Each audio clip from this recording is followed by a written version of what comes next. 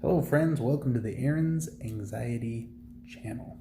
I am your host, Aaron, your personal guide through anxiety. So, before we get started today, let me first say that I know I'm not in my truck. We're all confused that I'm not in my truck.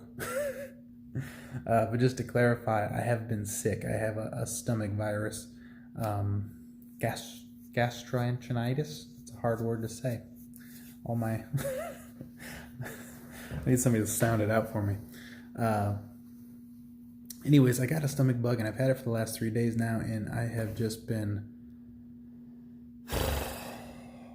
horrible. I feel very nauseous and I feel bad. I feel achy. I feel very dehydrated because I got liquids coming from everywhere, and it's so bad. So that being said, when I'm sick, my anxiety tends to creep up and get more elevated. So before we get started, though, before I get wrapped into this, because it's going to be kind of a little deep subject that I want to get you guys into. I, as you guys know, am a busy man. Okay, that's why most of the time I film my videos in my truck. Is because it's when I have time to sit down with you guys and actually go over topics and things like that. Most of the time I'm at work or I'm at home and I'm trying to give time with my family and my baby and stuff like that, or I'm doing like where I'm at now. This is my living room. You can see I'm still remodeling my living room. So but that's me and my wife. She's doing a bang up job because I've been sick. She's picked up the slack and been going ham with a baby. That's bitch status. I'm very proud of her. So that being said, I'm kind of chomping at the bit to be productive, and all I've been able to do is really sit down and wait to feel better. Because unless you have like some virus that's like a parasite born or something like that, they can't really give you anything. No antibiotics. You just gotta kind of ride it out. And I'm in day 3. This has been day 3 of doing nothing. Me and this phone have been thick as thieves. That's all I've been doing. I quarantined myself out into our downstairs room. The baby's room and our room is upstairs. It's been tough. It's been tough because I miss my family and they're right upstairs. But anyways, before I get started, like, comment, subscribe, blah, blah, blah. If you want to be part of the Aaron's Anxiety family, hit the subscribe button, hit the little bell notification, and also you can go to Facebook. Type in Aaron's Anxiety Family in your search bar. There's a group now that we have. We're slowly getting more and more people, and it's just a place where we can all come together, help tips and tricks, so you can be a little bit more interactive with me, and vice versa. And also we can get a lot of people in this pot together that have been through different experiences, and we can give each other advice. So it's not just you getting advice from me, but from everybody else. It's a positive page. We're not sitting there dwelling on horrible things. We're looking for solutions, not problems. So check that out. All right, friends. So today, being sick, like I said, sickness will elevate anxiety. It's done it every time that I've been sick. But what I will say is this time has been kind of beneficial as far as being sick. This hasn't been fun. It definitely hasn't been fun. Anxiety is not fun. So having them together, not fun. My anxiety is not like it used to be, though. My anxiety isn't crippling anymore. It's just like an elevated, like you're here normally, I'm like here. You know what I mean?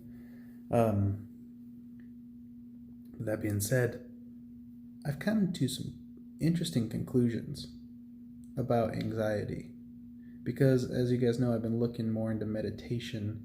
And so as opposed to just going, hey, how to meditate, I wanted to figure out, okay, what's the basis of meditation? Where does it stem from? Blah, blah, blah. So I've been looking at all these, and there's plenty of videos. Just type them in, the history of meditation, blah, blah, blah.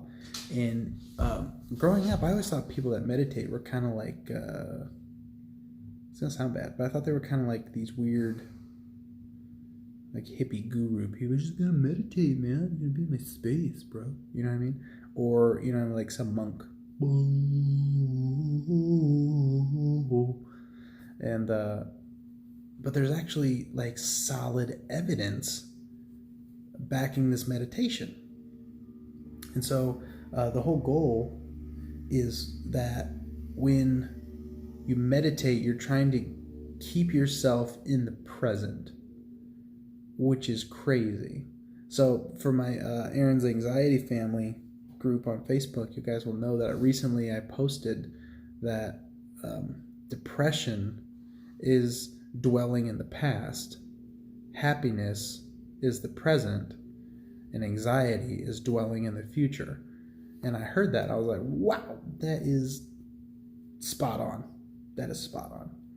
Because ever since I've had anxiety for the last year and a half, 2 years, I keep feeling like I'm missing something that I used to have that I don't have anymore. And within the last couple of days, I figured out what that thing was that I've been thinking about the whole time. So what I used to be able to do is I used to be able to, like, if you're laying down to go to sleep, you can sit there and stare at the ceiling or look at, you know, your blanket or whatever sitting next to your alarm clock, and you would just study it and you just look at it. And you just kind of, you're not really thinking anything. You're just like getting a feel for it. Just looking at it, just thinking. There's like a peacefulness to it. And I remember that. And I haven't had that in a long time, where you have that feeling where it's like, you're like with yourself. And I haven't had that in so long. And I've figured out within the last couple of days that this is what I've been missing. And it's the ability to be in the present. That's crazy. Because that's what I was doing. When I was doing those things, I couldn't quite grip, like, what was that? Like, why can't I feel like that? That's what that was I was being in the present. And I'm missing the feeling of being in the present. So we always think about going back. Okay, well, when I was younger, I didn't have anxiety. You know, and I wish I could go back to how I was feeling when I was younger. I've said that a bajillion times on this channel. That's because you were living in the moment. Little kids live in the moment. It's insane. And so what we're doing is we're losing that ability to live in the moment. You're not picking berries. You're constantly worried about the lion all the time. You know what I mean? It's just like you're not focused on what you're doing. And so that's what meditation does. Is it actually is a practice of retraining your brain into putting you in this moment, which is pivotal. This is important. This is what we're trying to do. This is what we've been trying to accomplish this whole time. Why didn't anybody tell me about this? Like, I hear it. I've heard it several times. I've looked into it before. Not to this extent. I was like, oh, meditation, blah, blah. Okay, yeah. And then, but now I'm like, oh, this is what I've been trying to get back to. So I've been meditating here and there with the guided services, you know what I mean? Like, you can download an app called Headspace or Calm, or you can just go on YouTube and type in, what do they call it? A guided meditation. You can do those. And, like, you don't have to spend money on this stuff. There's plenty of free content out there. You just got to, you know, of course, got to look a little harder for it. But I mean, even Headspace, I think, is $100 maybe for the year. And I mean, if it actually gives you results, it's a pretty big deal. It's pretty easy, $100. Yeah, it's easy. So, like, if I could tell you right now, hey, I'll fix your anxiety if you give me $100. I'm pretty sure everybody would be hitting the fucking pay button. I know I would. I'd be like, can I give you 300 and get it done faster? So, yeah. So that being said, this is what I found lately. I'm still kind of going. I'm in the beginning journeys of this, and I do like it.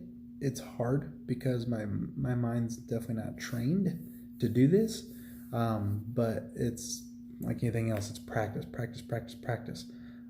So I will get onto it. I'll try it, and I will keep you guys updated on how it's going. What else I want to talk about? Oh, I had another question. My beard.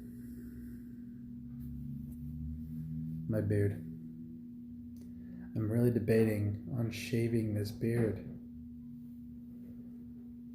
It is now, I mean, I have a necklace and it goes past the necklace. I can't even see my fancy necklace anymore. So I've been thinking about, should I shave it? Should I cut it down? Should I go baby face? Oh, you guys wouldn't even know what to do. You guys have never even seen me baby face. It's not pretty. There is a double chin underneath here that is like a force to be reckoned with. It comes out, brr. Looks like that, like what's that guy's name on that? On Star Wars? Yeah, that's how I feel. But anyways, yeah, that's a fat life hack for you. If you're a guy, grow a beard. Makes you look thinner. You know, double chin.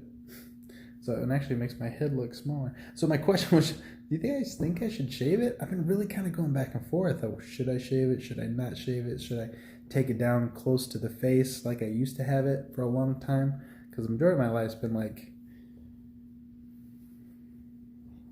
hey guys, Aaron's Anxiety. How's it going? Can you guys tell I've got more time to spend on these videos? All right, we'll put in the comments below what you think I should do. Maybe I'll do it as like a 500 subscriber, maybe 750, because I'm closing on that 500 pretty soon, I think. Yeah. Well, let me know what you guys think. I'd love to hear from you. So, all right, friends, I'm feeling sick, so I'm gonna go back to eating crackers and 7-Up. With that being said, if you have any comments, questions, concerns, put them in the comments below. And until next time, I'm Aaron. You're awesome. I'll see you in the next video.